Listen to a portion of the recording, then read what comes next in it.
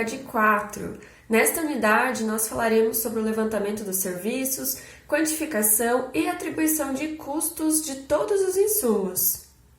Esta etapa corresponde à etapa 2 do orçamento, que visa a identificação dos serviços, o levantamento de quantitativos, a discriminação dos custos diretos e indiretos, a cotação de preços e a definição de encargos sociais e trabalhistas. O levantamento dos serviços nada mais é do que a elaboração da lista de serviços necessários para a execução do projeto. O levantamento dos serviços pode ser realizado a partir de ferramentas como a EAP, que já comentamos na aula passada, e o profissional responsável pelo orçamento deverá fragmentar, então, nesta fase, o projeto ou a obra de maneira lógica, criteriosa e sequencial. Esse processo deve ocorrer de preferência no nível em que os serviços vão ocorrer efetivamente lá no canteiro de obras, considerando também sua medição e pagamento, visto que a partir de uma planilha orçamentária bem elaborada, depois fica fácil fazer o controle e também o planejamento dessa obra. A NBR 12721 de 2006 traz uma listagem de serviços que podem auxiliar o orçamentista na elaboração da sua EAP ou então da discriminação orçamentária. É importante saber que essa lista de serviços é uma lista padrão e que cada projeto ou obra deve ser analisada criteriosamente, separadamente, visto que o esquecimento dos serviços pode acarretar em erros do projeto. Então, um exemplo simplificado do levantamento de serviços para a etapa de pilares de uma obra pode ser visualizado nesta figura aqui, do slide. Veja que a simples etapa de pilares contempla uma infinidade de serviços, e nessa infinidade de serviços são muitos insumos a serem levantados. Para que um orçamento seja bem sucedido, não basta só a gente levantar os serviços adequadamente, a gente precisa também quantificá-los corretamente. E essa é uma das etapas que mais exige intelectualmente do orçamentista. Isso porque nesta etapa será preciso avaliar e ler adequadamente todos os projetos, as especificações técnicas, fazer os cálculos, consultar tabelas e elaborar uma memória de cálculo para ajudá-lo depois a colocar esses quantitativos na planilha orçamentária. Os insumos quantificados eles podem ser de natureza permanente ou não permanente na obra. Os permanentes são aqueles que ficam incorporados ao objeto final, como, por exemplo, o concreto da etapa de pilares. Já os não permanentes são aqueles de utilização temporária, que são necessários para execução, mas não ficam incorporados na obra, como, por exemplo, as formas utilizadas na etapa ali de concretagem dos pilares. Nesta etapa, é preciso também verificar todas as grandezas envolvidas no levantamento de quantitativos. Para cada serviço, é preciso saber como são as peças vendidas no mercado e também como são discriminadas nas planilhas de composições unitárias. Vamos falar aqui sobre um exemplo de quantitativo, o de telhas cerâmicas. Na apostila, vocês vão conseguir observar que tem outros exemplos para que vocês possam utilizar para os quantitativos de vocês. Mas para este serviço, consideraremos apenas o quantitativo de telhas e cumieira. Mas cabe lembrar também que este serviço ele é associado a outros serviços e insumos e que no momento do orçamento eles não poderão ser esquecidos. Neste caso, é importante saber qual o tipo de telha que será utilizada no telhado. No caso, utilizaremos, por exemplo, telha cerâmica do tipo francesa, bem como também o consumo por metro quadrado dessa telha. As mesmas informações deverão ser observadas e deverão ser informadas também para a cumieira. Neste caso, nós temos que o consumo de telhas é 16 unidades por metro quadrado e o consumo de cumieira é de 3 peças por metro linear. No caso da figura abaixo, se observa que ele é formado por duas águas e que os telhados têm inclinações diferentes. Visto que esse telhado tem inclinações diferentes nas suas duas águas, para o cálculo correto da área a ser considerada, a gente precisa descobrir a distância inclinada do telhado. Para tanto, com a inclinação que nós temos aqui dada na imagem e que vocês terão no projeto também, fica fácil de se determinar essa distância inclinada. A gente pode observar que o telhado possui duas diferentes inclinações, de 30% e 40%. Com esses valores, é possível, através do Teorema de Pitágoras, determinar a distância inclinada. Com a distância inclinada, nós podemos calcular a área correta para a quantificação das telhas. Neste caso, a área inclinada na parte 1 do telhado ela foi calculada em 250,6 metros quadrados e para a parte 2, a área calculada foi de 103,4 metros quadrados. Com as informações de área e consumo de materiais, agora fica fácil de calcular a quantidade de telhas e unidades de cumieira que serão utilizadas. No total, nós teremos 5.664 telhas cerâmicas, considerando os dois lados, e 36 unidades de cumieira. Veja que estamos calculando a quantidade exata de materiais e não consideramos aqui nenhuma perda ou consumo sobressalente. Mas se existe algo que o orçamentista não pode esquecer ao quantificar os serviços, é a perda ou desperdício dos insumos. Ao se executar qualquer serviço em loco, mesmo com os melhores funcionários e com as mais diversas estratégias, haverão perdas. O desperdício de materiais ele está intrínseco ao desenvolvimento dos serviços e, portanto, ele deve ser considerado de certa forma no quantitativo, para que a gente não tenha furos no orçamento posteriormente. No exemplo anterior, nós não consideramos a perda das telhas, mas cabe lembrar que, devido à natureza do serviço ser em altura, poderão haver perdas pela queda de materiais e também por recortes devido à área inclinada que nós temos ali a ser quantificado. Dessa forma, é imprescindível prever um quantitativo maior. No quadro que nós temos aqui no slide, tem alguns índices de perda elencados para alguns insumos. Há também informações sobre o motivo que pode acarretar nesta perda. Olhando aqui para o aço, por exemplo, a gente sabe que as barras normalmente elas são compradas com um comprimento de 12 metros e elas precisam passar por cortes e dobras devido aos detalhes de projeto para atender às armações determinadas lá no projeto. Isso vai acarretar numa perda que, segundo a bibliografia, pode chegar até 15%. A gente consegue ver também nesse quadro outros insumos que acarretam perdas, como cimento, azulejo, blocos cerâmicos e blocos de concreto. Mas aqui são só exemplos, existem outros materiais também que têm perdas e todo serviço nós precisamos considerar então essas perdas para a execução, para que não tenhamos um problema posterior lá no nosso orçamento. A composição de custos faz parte do processo de levantamento do orçamento. Aqueles insumos que foram listados nos quantitativos fazem parte da composição do serviço, mas além de materiais, precisam ser quantificados também os equipamentos e também a mão de obra utilizada. Diante disso, existem composições unitárias detalhadas, prontas para cada serviço em sistemas como o SINAP ou então em tabelas como a TCPA.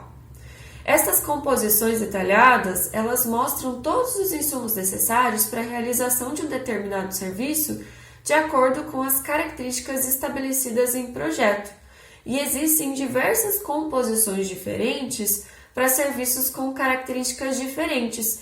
Então, quando a gente vai fazer a busca, a gente precisa olhar com calma para verificar quais são as características do serviço e se elas batem com as características do nosso projeto.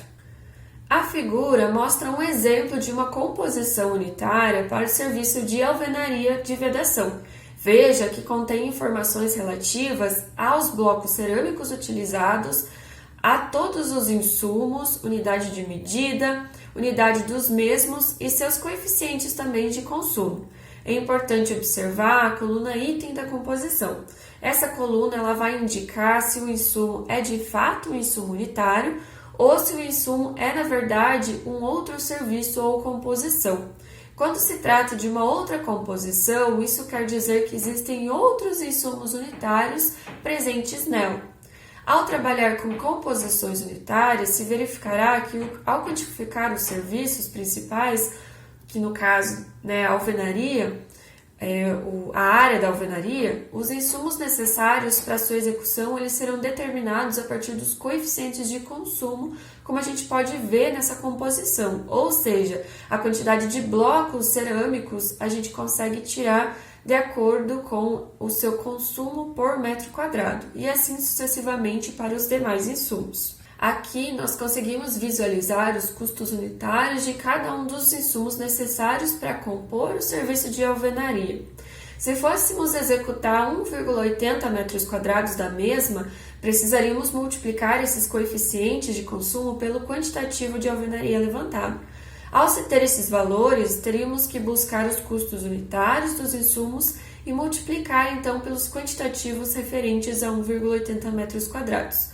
Observe neste exemplo que 1,80 metros quadrados corresponde a um custo total de R$ 141,72, considerando esta composição então do SINAP. Nós vimos sobre os insumos materiais. E a mão de obra? Será que ela é importante? Não é lógico que ela é importante, né? O trabalhador ele é um elemento crucial para o sucesso de um projeto.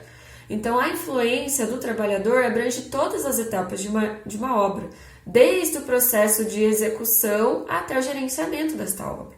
Então, são eles que fazem com que os serviços sejam realizados de fato. E a eficiência na prestação dos serviços na construção civil pela mão de obra, ela está diretamente ligada ou relacionada à relação entre o esforço empregado e o resultado alcançado. Então, essa relação ela é conhecida como razão unitária de produção. Então, essa razão unitária de produção é uma métrica que expressa a quantidade de produto ou serviço obtido a partir de uma unidade específica de esforço, como no caso, horas de trabalho empregado. A produtividade que se obtém a partir desse indicador vai relacionar o quantitativo produzido com o tempo ou esforço que se levou para produzir ou então executar esse serviço. Quanto menor a RUP, maior a produtividade. E quanto maior a RUP, menor a produtividade na execução do serviço. Sabe-se que na construção civil há uma enorme variação desse indicador. Isso se deve ao que nós já comentamos nas outras aulas, como alta variabilidade de serviços, alta rotatividade de mão de obra, falta de treinamento e falta de capacitação dos funcionários. Ainda falando sobre o trabalhador, no processo de orçamentação de um serviço, é importante que o orçamentista atribua a cada insumo de mão de obra o custo real que ele representa para a empresa. Então, o custo de um trabalhador para o empregador vai muito além do salário base, porque a gente precisa lembrar que nós temos encargos complementares a serem pagos, por exemplo, os encargos sociais e trabalhistas.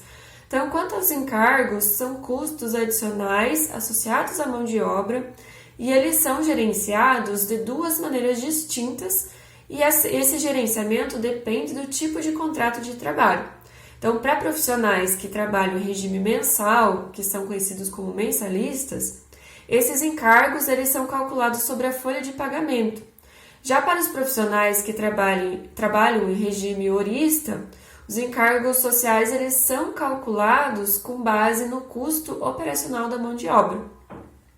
Esses encargos eles também podem ser categorizados em 4 grupos principais. O grupo A, onde são considerados encargos sociais básicos, o grupo B, que engloba os elementos que são afetados pela aplicação dos encargos sociais básicos, ou seja, são percentuais referentes aos direitos trabalhistas dos empregados.